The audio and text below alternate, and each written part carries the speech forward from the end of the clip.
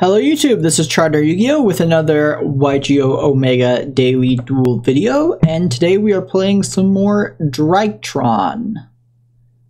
Looks like our opponent gets to go first. We aren't playing any real hand traps, we're playing Herald of the Orange Light, so we just see what our opponent can do and hope we can break it. Opponent activates Magician's Souls, special summoning it, sending Dark Magician Girl. Okay. Doesn't strike me as going to be the most competitive of matchups. Opponent activates Souls, pitches Solemn Judgment and Secrets of Dark Magic.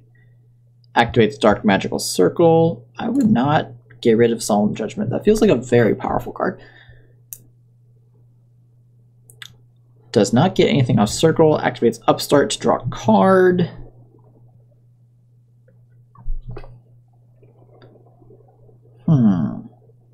Well, unless this deck is playing some kind of floodgate that we just don't have outs to when it sets one, so that is possible. I don't think this is going to be a terribly challenging matchup. Opponent summons Link Karibo and passes. Opponent activates Eternal Soul. So if they summon Dark Magician, they can banish one of our cards. I think we're going to just use Diviner to get rid of Eternal Soul and hope the rest of our cards are good enough. Normal summon Diviner, effective Diviner, send Intus, effective Intus, target Soul. Opponent chains Soul. Special summons Dark Magician from their hand. Circle triggers, banishes our Diviner, and opponent loses all their monsters. Activate Cyber Emergency, grab Alpha. Activate Alpha, pitch Gamma. Summon Alpha. Search Ben 10. Summon Relinquished Anima. Activate Gamma. Tribute Ben 10. Summon Gamma. Summon Alpha. Ben 10 search. Herald of Ultimateness. Summon Mu Beta. Effective Mu Beta, dump Zeta. Zeta, tribute the Herald. Search Medionis. Activate Medionis to summon. We don't have any other Drytrons that contribute. The Herald, ditch Gamma, summon the Herald, activate Medionis, grab back Medionis. Is there any reason to summon Ben 10? I don't think so. Yes, there is. Activate Medionis, summon Ben 10, detach Alpha, get back Ben 10, summon Oral Sword, no effect, go to battle, attack with Herald,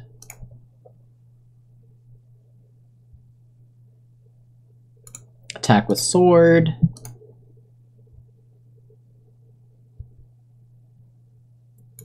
activate Sword, target our Herald, switch to defense, and attack for game. Alright. We play against the pure Dark Magician deck fairly often, I think, on daily duels, and I never really understand why. We're going to bring in Twin Twisters and Natasha. Run it like that. So I don't know what the... obviously, it's just like the super casual players, but installing YGO Omega is not super easy to do because you have to go to the Discord server. And just finding YGO Omega and knowing that it exists, I feel like you have to be somewhat of an enfranchised player. And so going through all the effort to get to YGO Omega and then playing a deck like Pure Dark Magicians doesn't really make sense to me. Opponent leads on Prosperity, banishing 6. Like, I'm not saying like it's impossible, but I feel like we end up paired up against the Pure Dark Magician deck a lot. This does lock them out of all their draw effects, and we saw them playing Upstart Goblin. And Magician Souls itself. Maybe part of... and this deck doesn't... I don't know. Maybe the added consistency of Prosperity is worth it. They definitely don't need their extra deck, but I feel like they do want to draw cards fairly often while we're evaluating the Pure Dark Magician deck. Opponent really thinking on what they want to add off this Prosperity. Has used a full minute so far. I also feel like we get the timeout win against these more casual decks fairly often, which isn't great for content creation, but we are ranking up in the world. Right, opponent grabs Apprentice Illusion Magician, which any other deck would want that card in their deck to send off souls. I guess if you're, that's one of the advantages of playing Pure Dark Magician. Opponent pitches Dark Magician Dark Magician Girl, searches Dark Magician. It's kind of weird because the Pure Dark Magician deck searches for what other decks would consider gardens. Opponent activates Soul Servant.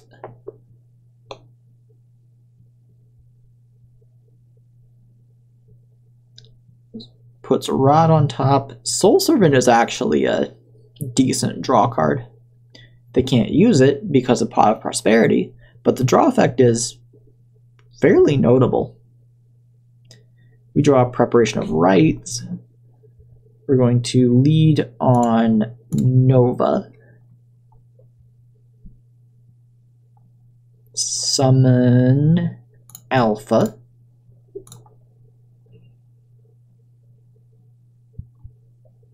So our opponent have a response. They don't have a circle to banish our cards with. Summon Anima. What do you have, opponent?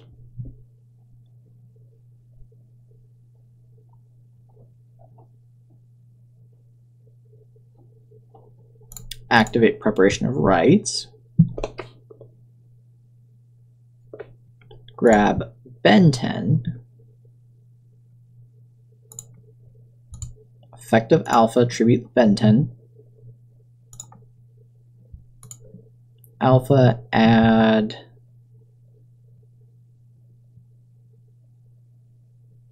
Ida 10.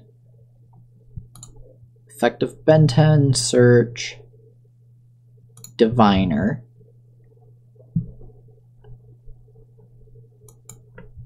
Normal summon Diviner. Effective Diviner. Opponent has Imperm in the center column. I'm absolutely still going to play into the Imperm column, but we are aware of it. Activate Foolish. Dump. Zeta doesn't do anything. Where's Delta? I can never find Delta. Dump Delta.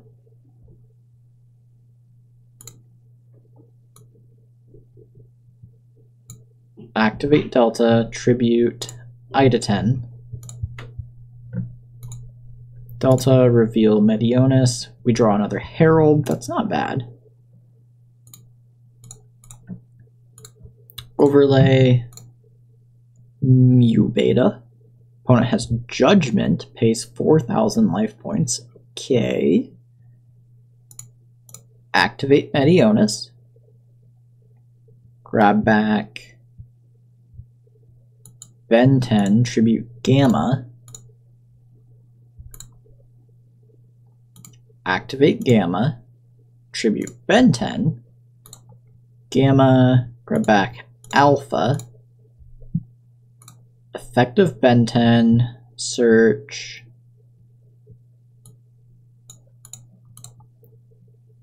ultimateness, summon another Mu Beta, effective Mu Beta, dump the Zeta, and opponent scoops it up. Okay, there's a million different ways we can go for game here. We're probably going to link Anima and Diviner into Virta, make Dragoon, blow this up and attack for game. Like, it doesn't really matter what we do. Even if our opponent has Nibiru or some, like, insanely impactful hand trap, which I don't think they do. I think they would have done it by now. We still have Herald of Orange Light. Like, there's no way our opponent comes back from this. Well, kudos to our opponent for sticking it out. If you're playing Soul Servant, Magician Souls, and Upstart Goblin, I really don't think you should be playing Pot of Prosperity. Something to keep in mind. But GG opponent, we will take our win.